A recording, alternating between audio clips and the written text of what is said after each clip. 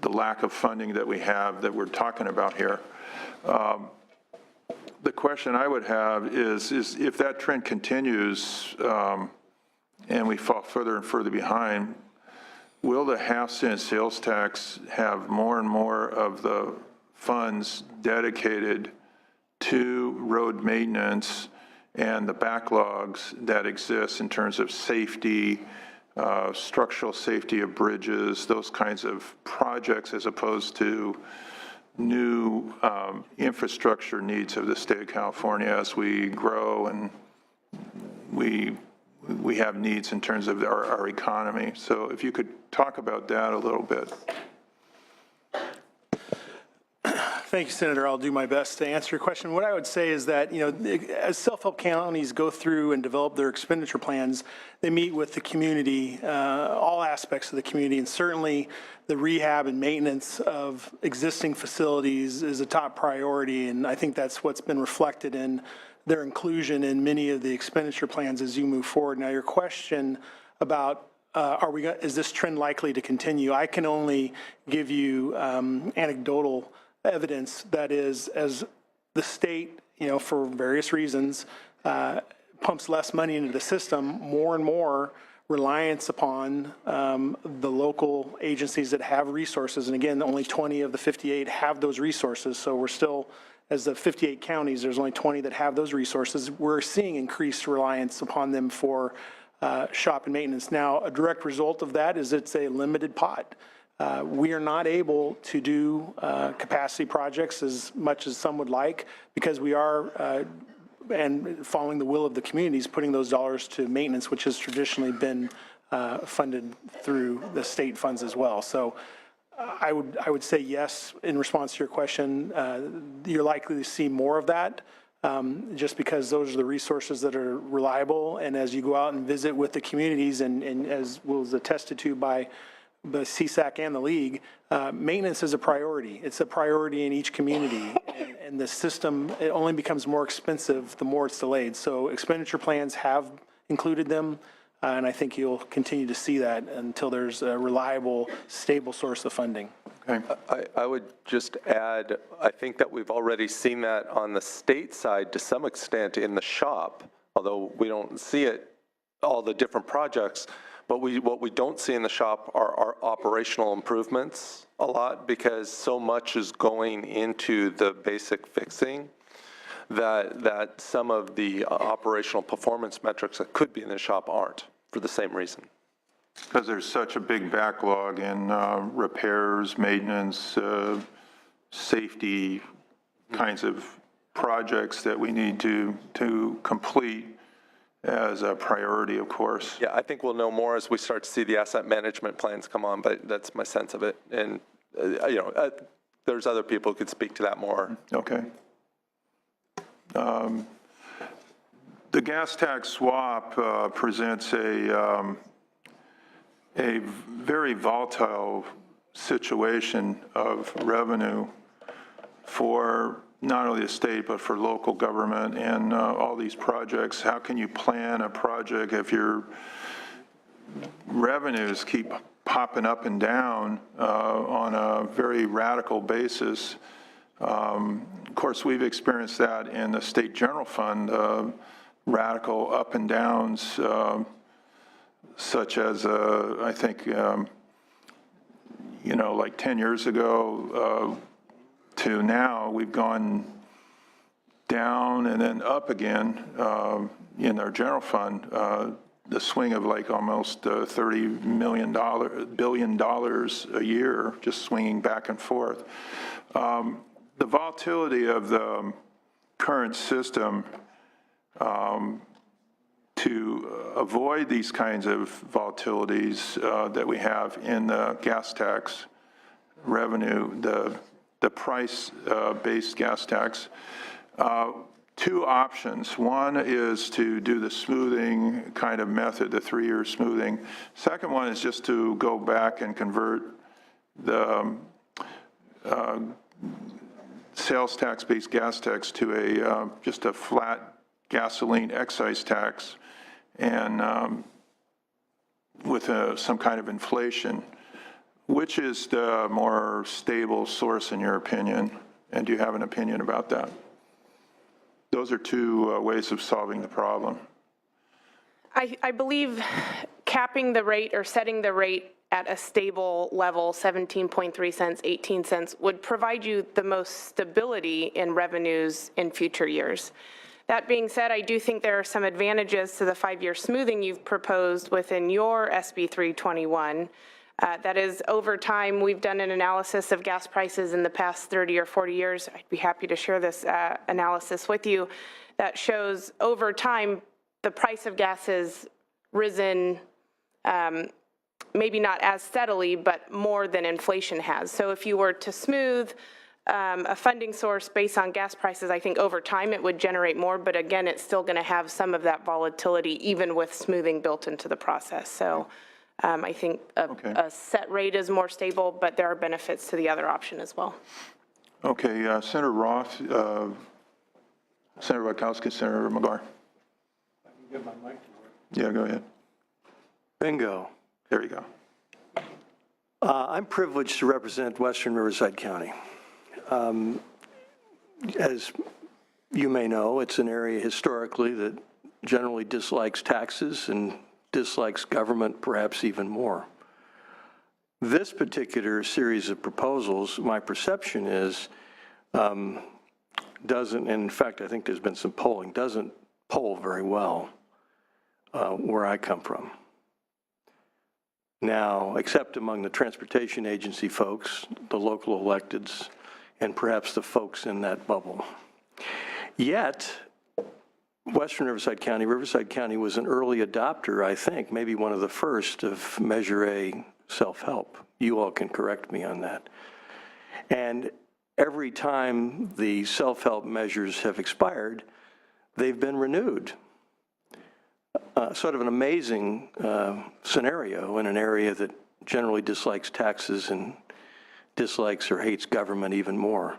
So I guess my question is why? Is it because the specific projects are identified during the local measure campaigns, and then the projects are actually accomplished and the money's used for the projects that have been named, sort of promises made, promises kept? And if I'm right on that, this is the question. I was taught to ask questions in law school. How do we translate the successful self-help county efforts into this statewide effort to raise transportation funding? Because whatever we are doing to date, based on my perception, is not working. Thank you, Senator. I'll take a swing at that. I guess my first initial response to you is yes. Promises made, promises kept. It does make a difference because the voters have expenditure plans. When measures are put forward, there's a process in which community outreach is undertaken at a vast level, and it's increased ever since the existence of the self-help county, become more sophisticated, incorporates social media, really gets into the heart of the community and establishes what their transportation, infrastructure, habitat restoration, active transportation, what those priorities are, then incorporates them into a plan. That plan is then followed and invested in and built, and you can see where your dollars are going. Now, your question of how we translate that to the state of California and success at that level is a difficult one. The state operates a little differently.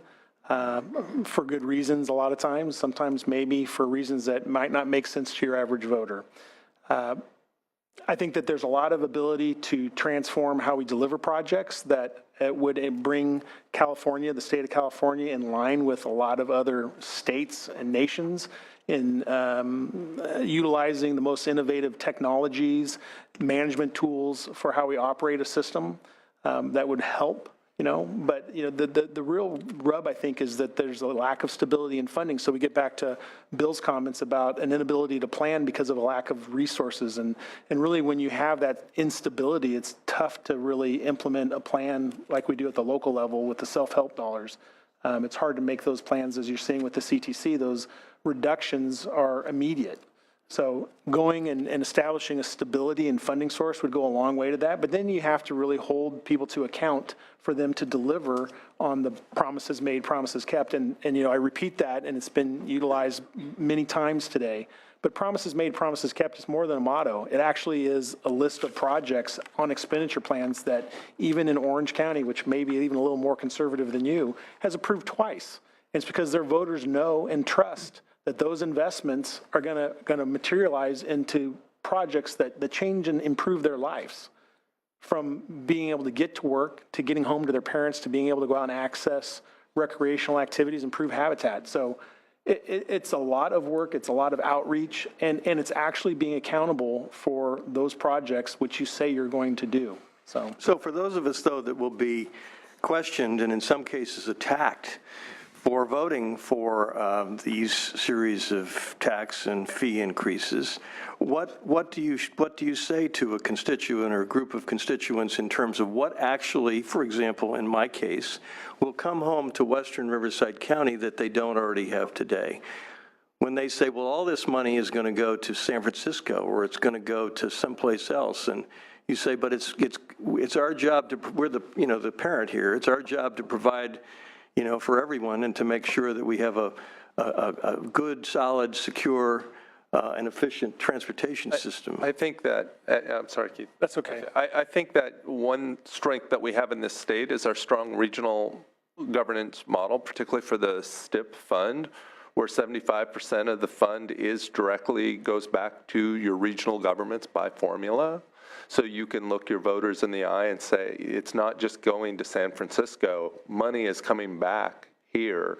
And I think Kiana's about to talk about the local streets and roads formula, which is also part of this fund.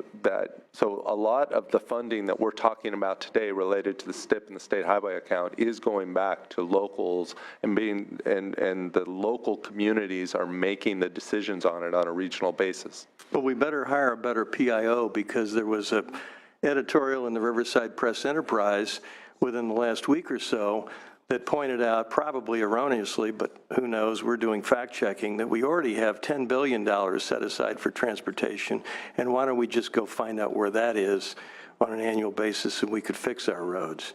Now, I'm not sure that that's at all right. It is a newspaper after all, but that's the public relations problem that we have in grappling with this admitted crisis at $135 or $40 billion in over the 10-year period in needed road maintenance.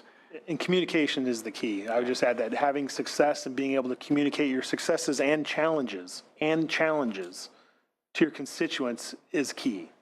I have one other observation, and I may be all off on this. I was just mentioning it to my colleague up here. And I realize it's apples and oranges. We're talking in self-help situations about a sales tax incremental increase, and here we're talking about excise and gas and diesel.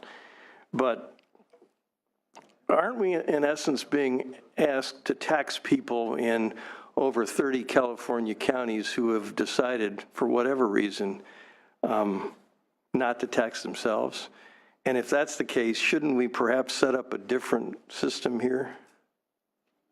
So to clarify your question, you're saying the self-help money stays in self-help counties, but you're saying that the gas tax goes roughly equally to.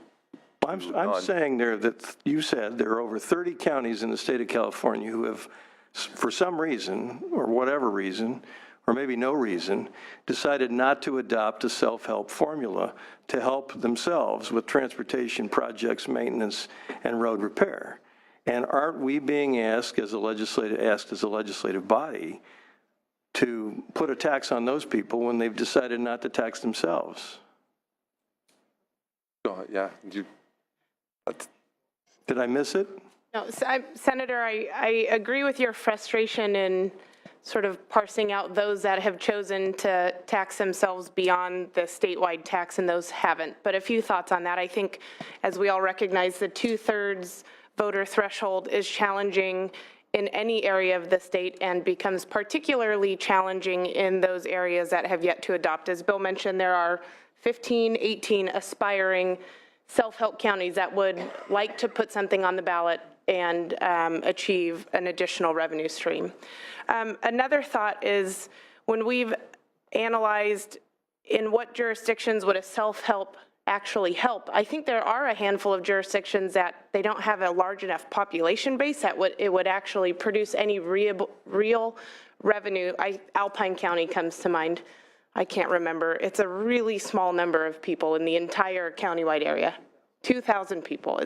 Yes, very small. So that's another thought. I think another approach that we've all been discussing in the past 18 months now that could be helpful is the idea of a state-local partnership program to incentivize voters to go to the ballot, to pass additional self-help measures, recognizing that that could open them up to additional state funds and make them more competitive. And I would be remiss if I didn't add to the state-local partnership. I'm not saying who's eligible. That existing self-help counties should be qualified for that as well. So just for all my members that are listening, to make sure that we would encourage existing self-help counties to be included in that program. Thank you, Mr. Chair.